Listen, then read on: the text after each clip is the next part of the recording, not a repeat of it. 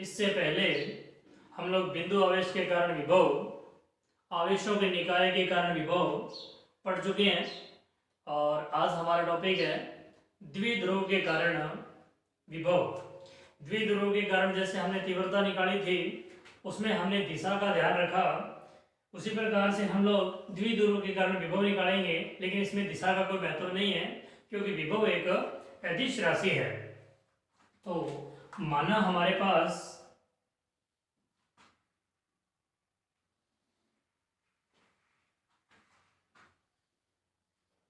A B एक द्विध्रुव है और इस द्विध्रुव का केंद्र बिंदु O है और द्विध्रुव के कारण किसी बिंदु P पर हमें विद्युत क्षेत्र बिंदु P पर विभव ज्ञात करना है, विद्युत विभव ज्ञात करना है। तो बिंदु P को हम लोग बिंदु A और बिंदु B से मिला देते हैं।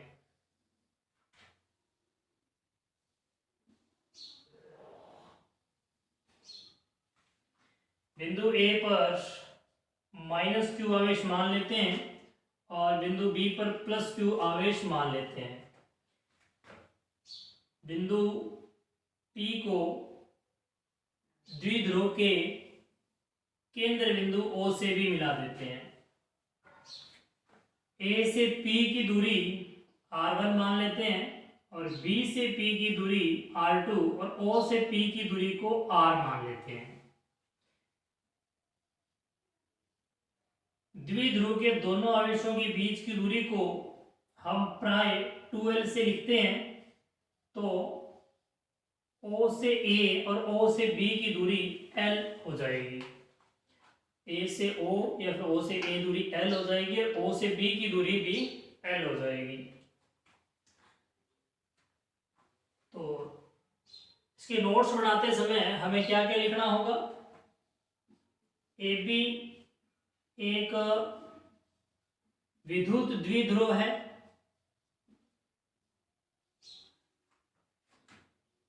A पर -q आवेश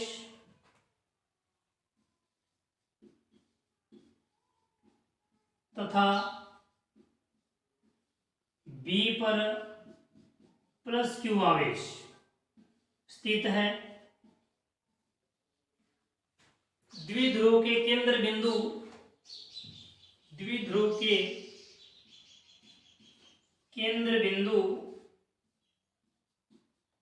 से R दूरी पर स्थित बिंदु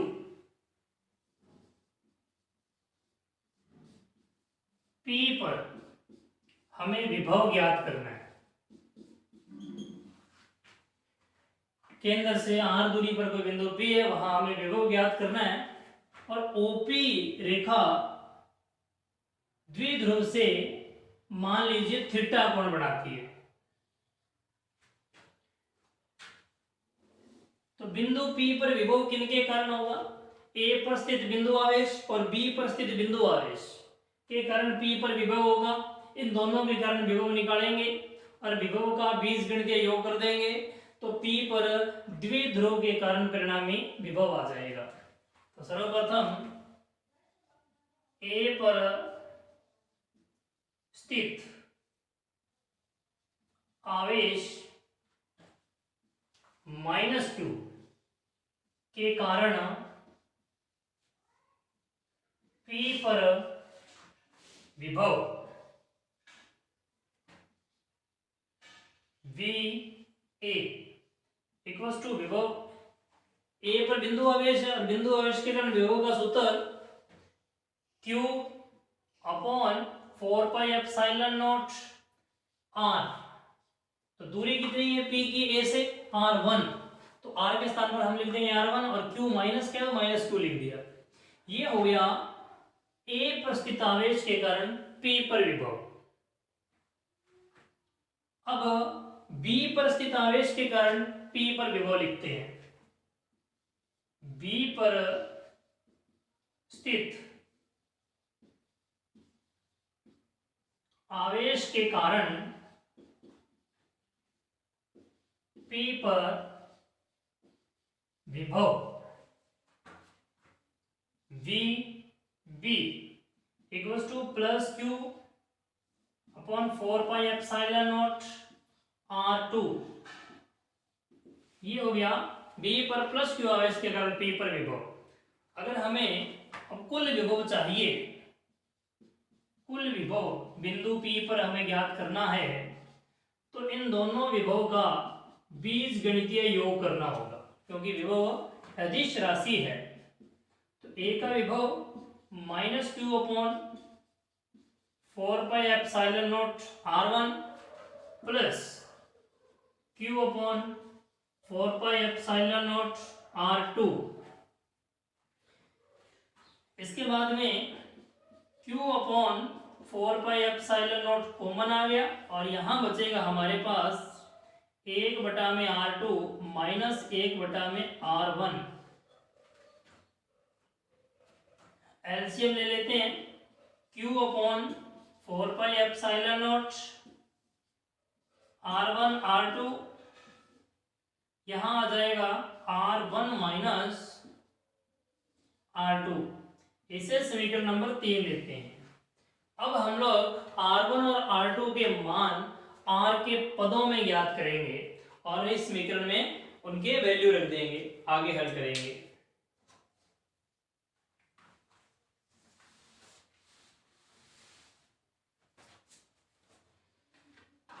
R1 व R2 के मान ज्ञात करने के लिए चित्र में कुछ रचना करते हैं। PO को आगे बढ़ा देते हैं और PO पर बिंदु A से लंब डालते हैं इस प्रकार से। इस बिंदु का नाम C रख देते हैं और बिंदु B से भी एक लंब डालते हैं PO पर और इस बिंदु का नाम D रख देते हैं।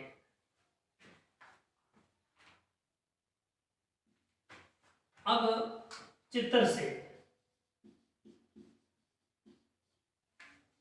हम ये जानते हैं कि द्विध्रुव में A और B दोनों आवेशों के बीच की दूरी बहुत कम होती है R की तुलना में। तो इस स्थिति में हम लोग AP को लगभग PC के बराबर ले सकते हैं। कुछ इस प्रकार से माना जा सकता है कि बिंदु P को केंद्र मान करके AC एक चाप काटा गया है, तो AP और CP क्या हो जाएंगे, उस स्थिति में बराबर हो जाएंगे। तो PC की वैल्यू निकालते हैं।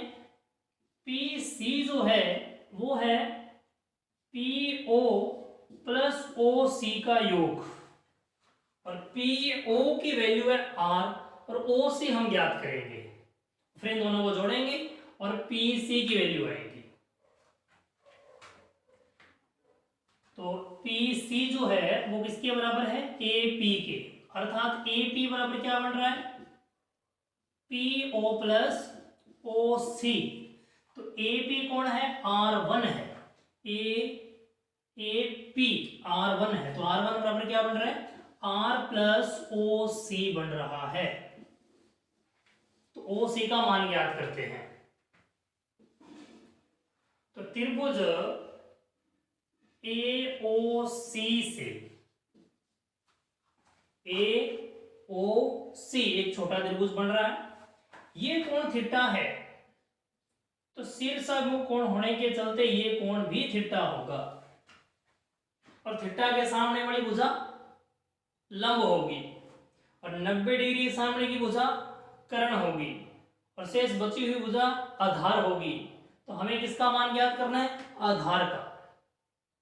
तो आधार का मान ज्ञात करना है, तो कोस थीटा बराबर आधार बटा कर्ण, आधार है OC, कर्ण कौन है AO, तो OC बराबर बनता है AO कोस थीटा।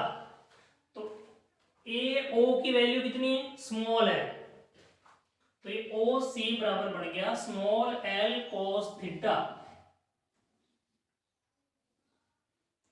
अब हम लोग इस ओ सी की वैल्यू यहां रखेंगे तो R1 की वैल्यू आ जाएगी। तो R1 की वैल्यू क्या आती है, R1 equals to R plus l cos theta. ये होगी R1 की वैल्यू जो हम समीकरण नंबर 3 में रखेंगे। तो R1 की वैल्यू को हम लोग यहां लिख देते हैं। R1 इक्वल्स टू निकल के आया है R plus l cos theta. इसी प्रकार हम लोग R2 ज्ञात करते हैं।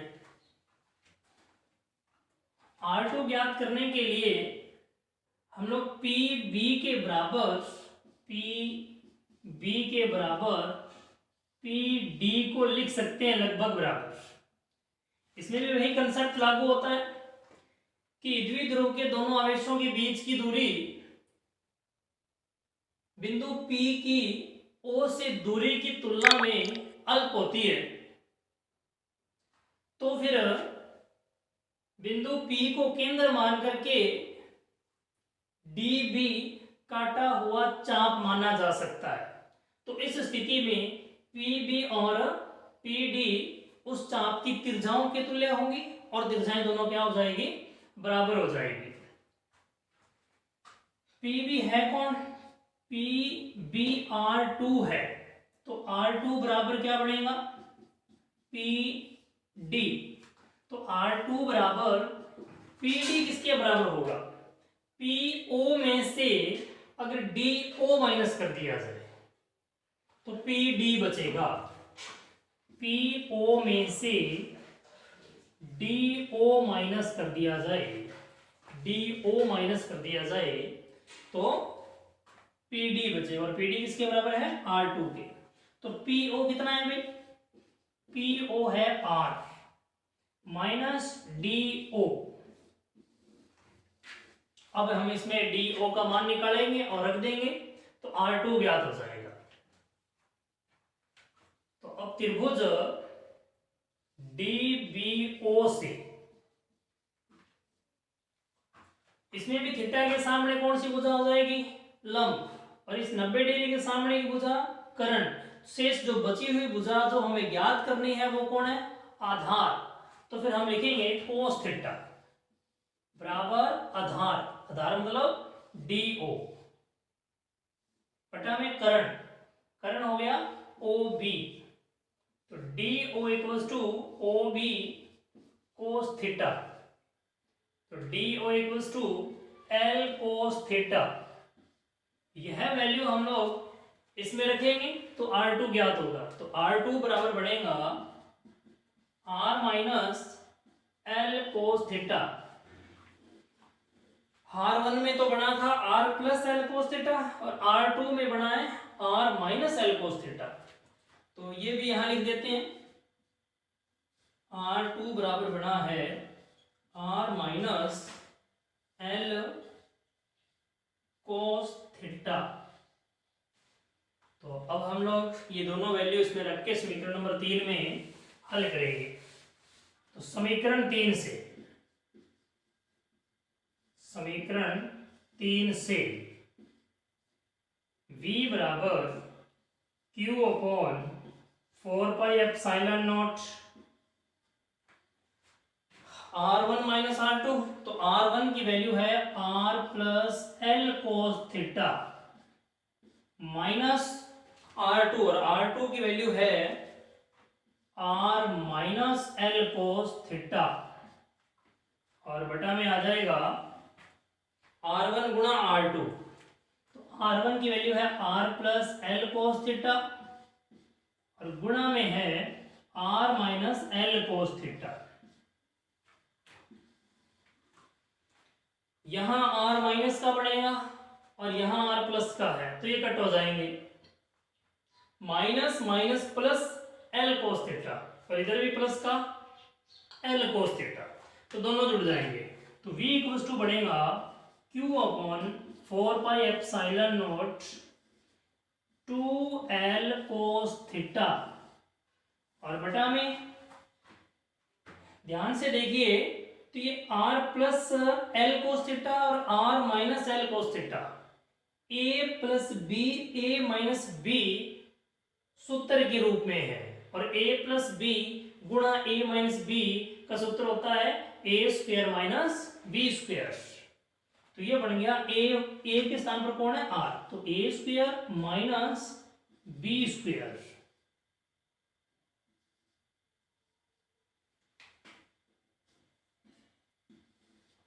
आगे हल करते हैं इसको। तो v बराबर Q12 cos थीटा बटा में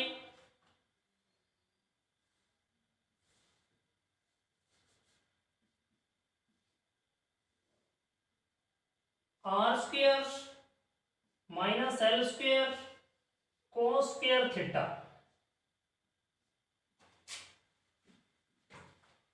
l स्क्वायर, l बहुत छोटी वैल्यू है क्योंकि दोनों आवेशों के बीच की दूरी अलग होती है, तो फिर l का स्क्वायर और छोटा हो जाएगा। अतः r स्क्वायर की तुलना में l square cos square theta बहुत छोटा होगा। तो इस स्थिति में इस स्टेप को हम छोड़ सकते हैं। तो हमारे पास बनेगा v बराबर Q12 cos theta upon r square. Q12 क्या बन रहा है, द्विध्रुव आघूर्ण। द्विध्रुव आघूर्ण P बराबर Q इंटू 2L, पीछे पढ़ा था हमने। तो P cos थीटा यहां रह गया 4 पाई एप्सिलॉन नॉट रह गया, और 4 पाई एप्सिलॉन नॉट यहां आ जाएगा 4 pi epsilon naught r square. ये हो जाएगा बिंदु P पर द्विध्रुव के कारण विभव।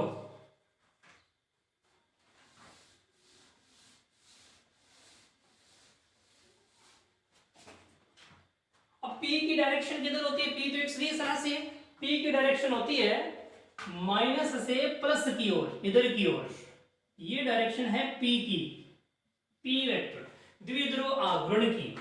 और OP O के सापेक्ष P का स्थिति सदिश है, ये भी सदिश राशि है। और इन दोनों का अगर डॉट प्रोडक्ट किया जाए, हम V को ऐसे भी लिख सकते हैं, V बराबर P vector dot R vector upon में 4 pi epsilon naught R square. तो आप देखेंगे कि P vector dot R vector को ओपन करने के बाद में यहां R कैप लगाते हैं। P vector dot R cap को ओपन करने के बाद में P cos थीटा ही बचेगा, क्योंकि R कैप का परिमाण तो 1 हो जाएगा। अब 1 से मल्टीप्लाई करने का कोई फर्क पड़ने वाला है नहीं। तो कुछ एक विशेष स्थितियां समझ लेते हैं। यदि बिंदु P अक्षीय स्थिति पर हो, तो अक्षीय स्थिति का मतलब यह हुआ कि बिंदु P ए बी को मिलाने वाली रेखा की दिशा में ही कहीं है, इस रेखा के ऊपर ही है।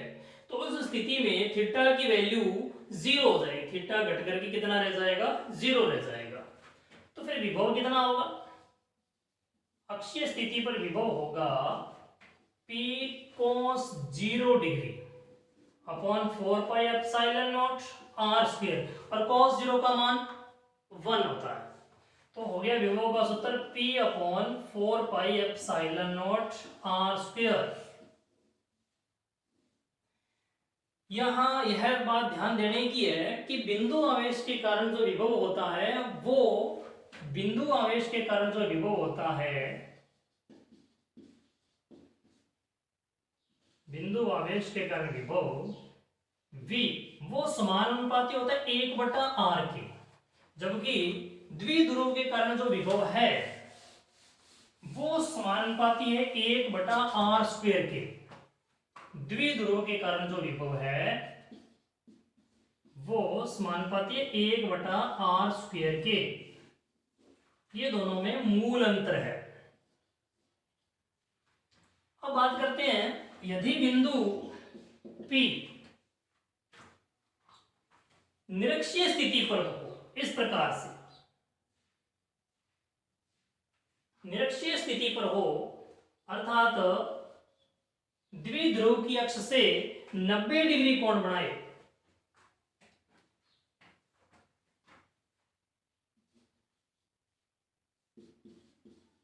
निरक्षीय स्थिति, तो V equals to P cos 90 degree, theta 90 हो जाएगा, 4 pi epsilon naught r square, और cos 90 का मान 0, तो विभव क्या हो जाएगा, 0 हो जाएगा। तो निरक्षीय स्थिति पर विभव क्या होगा, 0 होगा। लेकिन आपने पढ़ा है पीछे, निरक्षीय स्थिति पर विद्युत क्षेत्र की तीव्रता 0 नहीं होती है, विभव 0 हो सकता है। अक्षीय स्थिति पर विभव 0 नहीं है और तीव्रता भी 0 नहीं है। तो विभव का मान सर्वाधिक कहाँ है, विभव का मान सर्वाधिक वहां होगा जहां पर cos थीटा का मान सर्वाधिक होगा, और cos थीटा का सर्वाधिक मान 1 हो सकता है, और वो होता है अक्षीय स्थिति पर। तो विभव सर्वाधिक कहाँ होगा, अक्षीय स्थिति पर ही होगा। विद्युत द्विध्रुव के कारण विभव पर एक क्वेश्चन कर लेते हैं। तो हमें दिया हुआ है कि दो बिंदु आवेश क्रमशः 8 × 10⁻19 कूलाम तथा -8 × 10⁻19 कूलाम दो आवेश हैं जो बहुत ही अल्प दूरी पर स्थित हैं। उनके बीच की दूरी भी हमें दी हुई है 2 × 10⁻10 मीटर। तो हमें दिया है एक द्विध्रुव, यहां है -q आवेश, यहां है +q आवेश, और इन आवेश की वैल्यू दी गई है, q की वैल्यू हमें दी गई है 8 × 10⁻19 गुना, प्लस का है इधर माइनस का है, परिमाण में समान होते हैं द्विध्रुव में। और इन दोनों के बीच की दूरी को हम 2l से रिप्रेजेंट करते हैं। इन दोनों के बीच की दूरी 2l भी हमें दी हुई है 2 × 10⁻10 मीटर, और हमें 4 × 10⁻6 मीटर दूर अक्षीय स्थिति पर, निरक्षीय स्थिति पर और द्विध्रुव आघूर्ण से 60 डिग्री पर विभव के मान पूछे गए हैं। तो 3 क्वेश्चन हो गए इसके अंदर। सर्वप्रथम हम लोग द्विध्रुव आघूर्ण निकालते हैं। द्विध्रुव आघूर्ण P निकालते हैं। सूत्र होता है Q × 2l। तो Q का मान कितना दिया हुआ है, 8 × 10⁻19, 2l का 2 × 10⁻10, तो ये हो गया 8 दूनी 16 × 10⁻29, मात्रक हो जाएगा कूलाम मीटर। अब हम लोग क्वेश्चन का पहला पॉइंट देखते हैं, जिसमें पूछा गया है अक्षीय स्थिति पर द्विध्रुव, अक्षीय स्थिति पर विभव। तो विभव का सूत्र क्या होता है, द्विध्रुव के कारण किसी बिंदु पर विभव का सूत्र आपको याद करना है अच्छी तरह से, जो होता है P cos theta upon 4 pi epsilon naught r square. Topic में हमने समझा था कि अक्षीय स्थिति के लिए थीटा की वैल्यू 0 डिग्री हो जाएगी। तो V इक्वल्स टू P की वैल्यू कितनी है, 16 × 10⁻29 और 1/4 पाई एप्सिलॉन नॉट 9 × 10⁻9 और बटा में r स्क्वायर। r है दूरी, तो कितनी दूरी दी हुई है हमें, 4 × 10⁻6 मीटर। r दूरी दी हुई है हमें, r बराबर 4 × 10⁻6 मीटर दी हुई है। तो यहां लिखेंगे वर्ग है इसका, 4 × 10⁻6 का वर्ग करना है। तो v बराबर बनेगा 16 गुणा में 9 गुणा में 10 की पावर माइनस 19 रह जाएगा, क्योंकि ये 9 इसमें ऐड हो जाएगा। 19 नहीं, ये हो जाएगा 20